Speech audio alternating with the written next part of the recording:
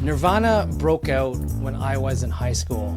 So just think about that. Think of the impact that Nirvana had, and I was at the peak of musical absorption and musical influence, and it was a perfect timing for me to get into this groundbreaking band.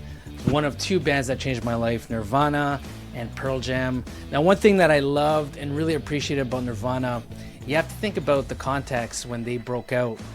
So we're talking glam metal days, but not even the heyday of glam metal. We're talking like late 80s and even 90s, where glam metal was starting to get really watered down, and you got all the imitators trying to create hits.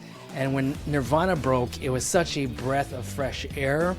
And at the time, not only was in high school open to musical influences, we all get into pop, right? I was into Michael Jackson in the 80s, late 80s.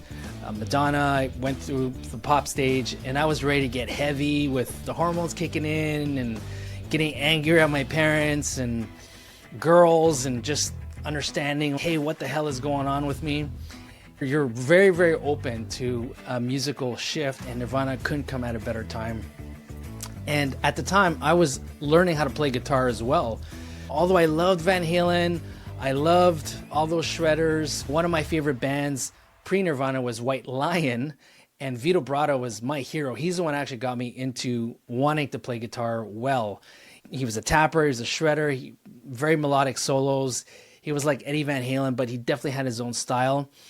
And I really looked up to Vitto Bratta from White Lion and really wanted to play like him, but really couldn't really reach that level. And so as a guitar player, especially a beginner guitar player, Nirvana couldn't have come at a better time, because finally I was able to play songs that I heard on the radio pretty damn well, pretty much like the song itself in terms of the sound and everything. And I was just blown away that I could finally play songs that I loved hearing on the radio in my room, along with them, soloing with them. And Nirvana was really the first band that allowed me to do that. Pre-Nirvana, Van Halen, AC/DC, GNR, freaking Aerosmith, freaking amazing bands, right? Pound Cake, I remember, was huge from Van Halen at the time that I loved, but I couldn't really play them, especially when you're just first starting off. But Nirvana, with just very basic power chords, and they had this kind of punk energy to them.